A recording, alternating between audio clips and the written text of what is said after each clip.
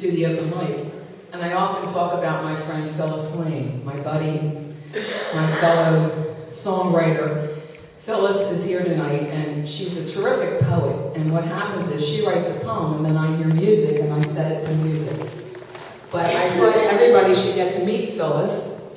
She's here, and she's going to come up, I think, and she's going to recite one of her poems called Heritage.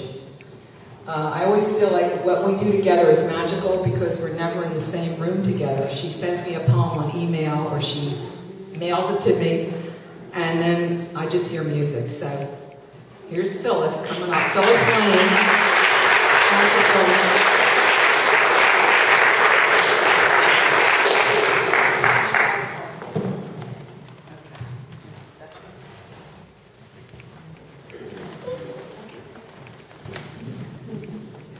Thank you. She is.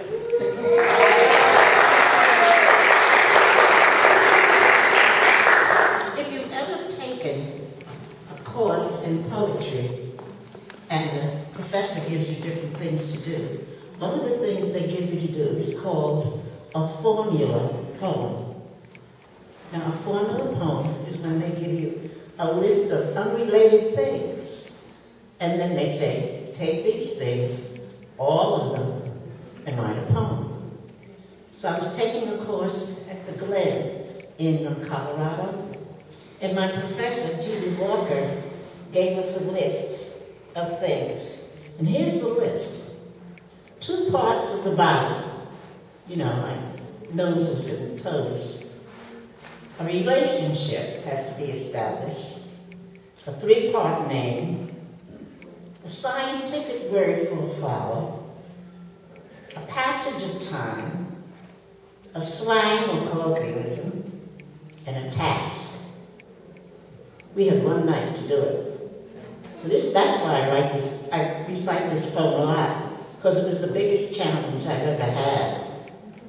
I hope you can hear all these different things in this poem called Heritage.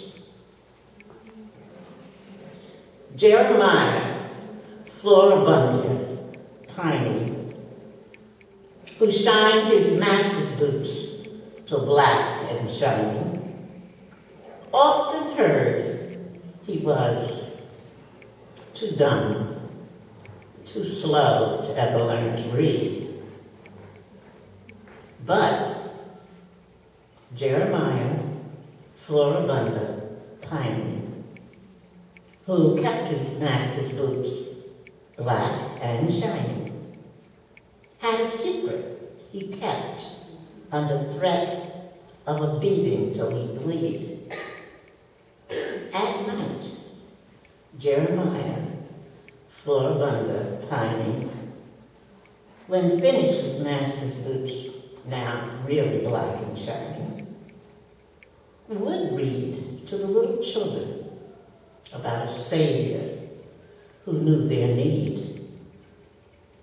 And then a freed Jeremiah Floribunda Piney, who no longer had his master's boots to keep black and shiny, started a school for those thought too dumb, too slow to ever learn to read.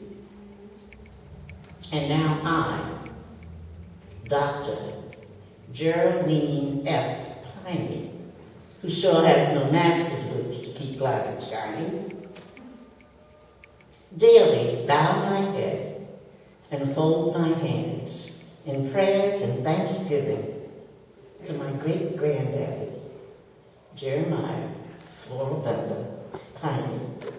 Indeed,